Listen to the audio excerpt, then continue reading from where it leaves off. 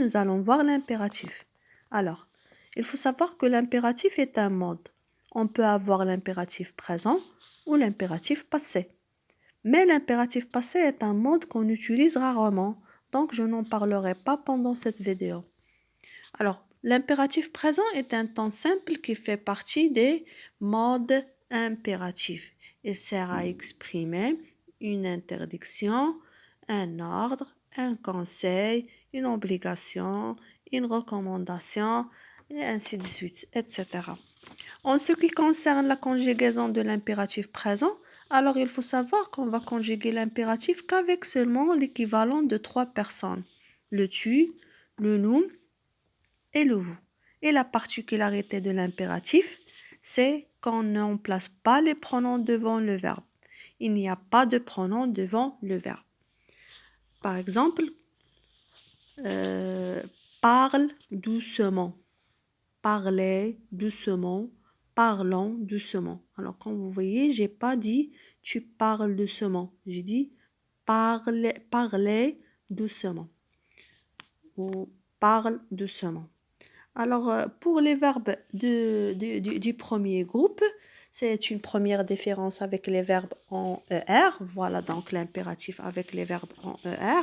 On va enlever le S. D'accord? On va supprimer le S à la fin.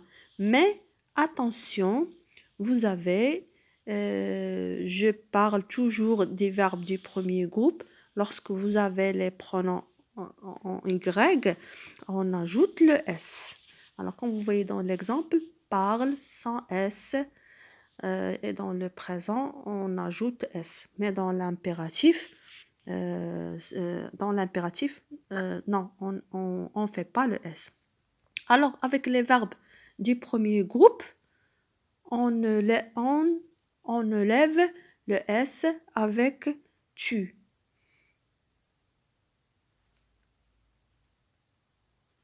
Mais toujours, il faut faire attention à si vous avez Y ou bien on ajoute S. Alors, comme vous voyez ici dans l'exemple, au présent, tu parles avec S, mais à l'impératif, non. Parle sans S.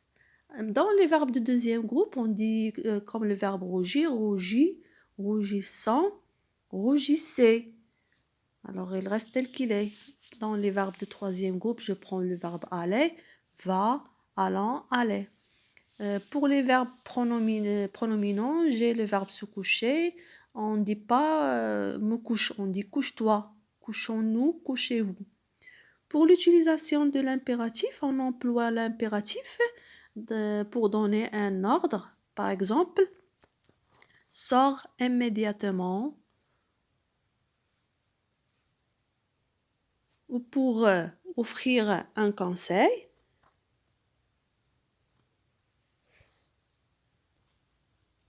Par exemple, mangez bien.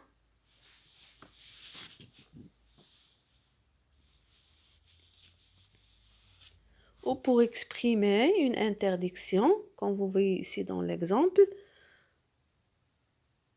ne fumez pas dans cette chambre. Ne fumez pas dans cette chambre, elle exprime une interdiction. Un autre exemple, pour exprimer une demande, donnez-moi une règle. Alors, donnez-moi une règle, elle exprime une demande. Alors, j'utilise l'impératif.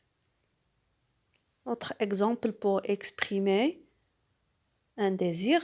Alors, aussi pour exprimer un désir, on utilise l'impératif.